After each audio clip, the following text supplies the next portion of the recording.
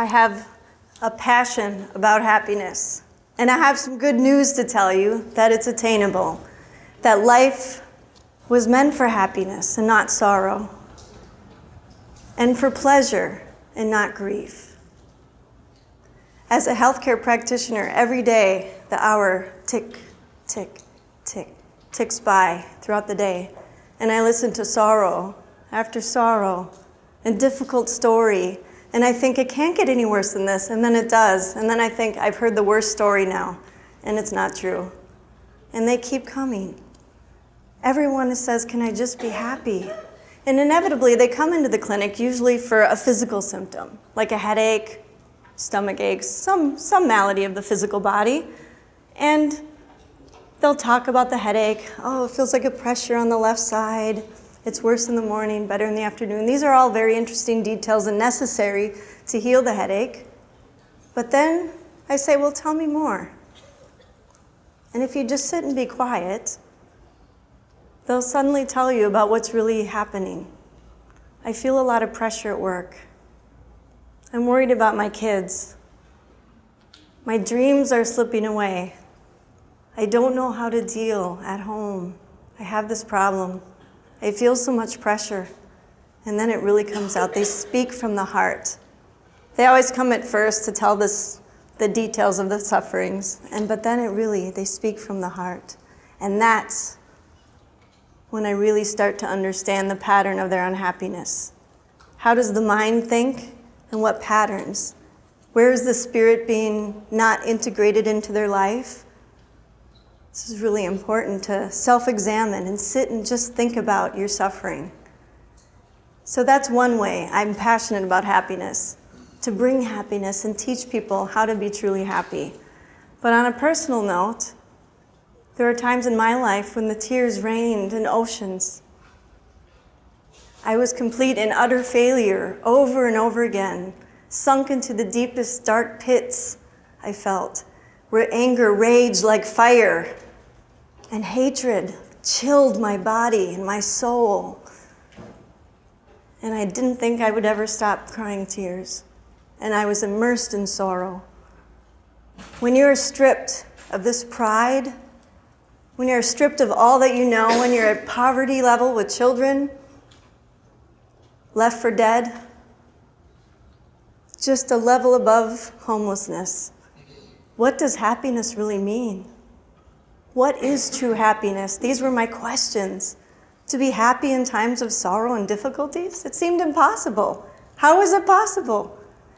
What is this happiness? What is this word? It often means this magical, fleeting thing we're always chasing. Wouldn't you agree? This illusionary thing that we're all hunting for and think we'll get to someday, right? Life is created for happiness. And in addition, living in the information age, we're being inundated by the world. All the fears, sorrows, everything coming at us. Facebook, emails. How many emails do you have to wade through every day? Texts. Do you know how many texts I get from clients saying, I just got unfriended on Facebook. I've been triggered. And someone didn't like it. They got more than 120 likes. I got no likes. I need to talk to you. Right?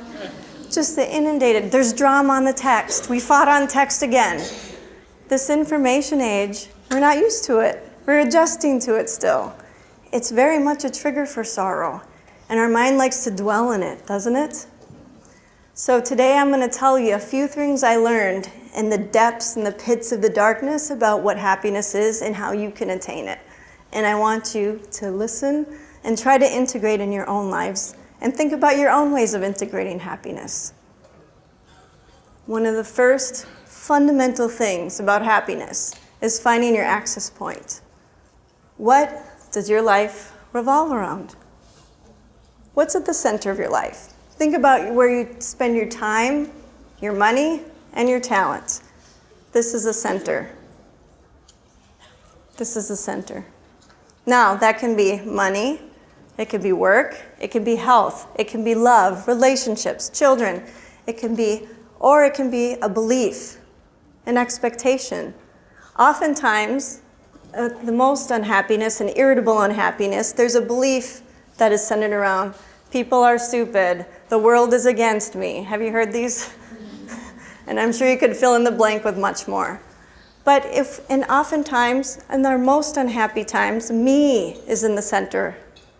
I, me, my is in the center. And if me is in the center, then work has to worship me.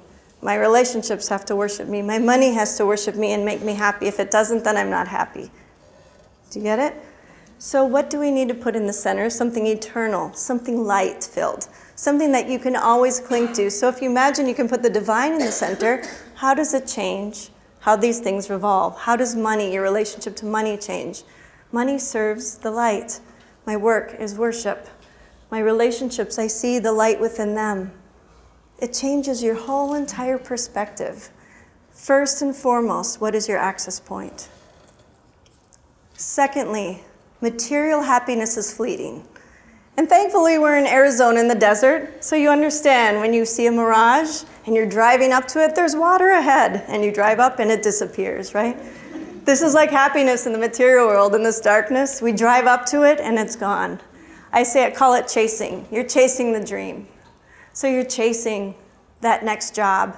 If I get that job, then I'll be happy. If I get into a relationship, if I get married, then I'll be happy. Or if I buy the new iPhone, then I'll be happy, right? And then we get those things, don't we? We can easily go buy something or talk to a friend, but it's really temporary. It's fleeting, isn't it? That's the chasing, this illusionary happiness. Abdu'l-Baha says, human happiness is founded on spiritual behavior. Human happiness is founded on spiritual behavior. Think of the times when you're most hurt and offended. What's happening?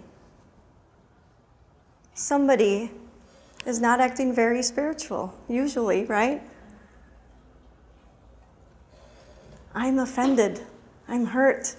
I see this action. It's not spiritual. It's not, or you could think of it as virtuous. I know that's when I'm the most hurt. This spiritual behavior is very important. So next time you're acting, think about what virtue needs to be expressed here. What's the best virtue here? And I know I feel better when I'm acting virtuous, don't you? I feel so much better when I'm acting in spiritual principles. I feel happy. Even if life is destroyed, fires everywhere, the city is burning down, if I'm acting in virtue, at least I have some type of happiness. This is an excellent point also. Courage can apply to a person who conquers his own self, Abdu'l-Baha tells us. In fact, he goes on to say that it's easier to conquer a nation. I'm going to let that one sink. How many centuries and thousands of years have we been trying to conquer nations? It's easier to conquer a nation than to conquer one's own self. Ourselves are the biggest source of unhappiness that you can find. Is that you need to learn to direct what is within you. Like a really strong horse, out of control. Sometimes it feels like you're on a horse, blindfolded, and it's running towards a burning building. Wouldn't you agree? And you cannot get a hold of its reins. It's important to train the mind, address what is in, to conquer it, to be stronger than it, and master it. Be a good shipsman and master the sails, the winds in your sail. This is happiness. And finally, our existence is fundamentally mystical in nature. Look at this beautiful picture, the light. That there is something greater than this world of illusion. These mirages in the desert that are so illusionary, elusive. There's something greater within us. There is light within us, powerful light that we can commune with. We can get nurtured, guided, protected, provides unconditional love, is there 24/7. You can text it or call it anytime. And it will always answer the phone, and it will always be loving. Deborah, I love you. Yes, please tell me what's happening. I'm very joyful too. It has beautiful conversations. It's where your inner compass is. This is the mystical nature of us. We have something greater to offer this world. We can not only shed light within ourselves, but light everywhere. So again, in the mind training, you can see, look for the light. It's everywhere, within yourself and within others. So I ask you to finally, what are you putting in the middle? Examine where you spend your time, talent, and money. What do you put in the center? Is it something you can anchor into, that you can cling to, that will be eternal and create real joy within you and not temporary joys? And to find what resists happiness within you and to conquer it. I wish all of you the best and much happiness, and thank you so much.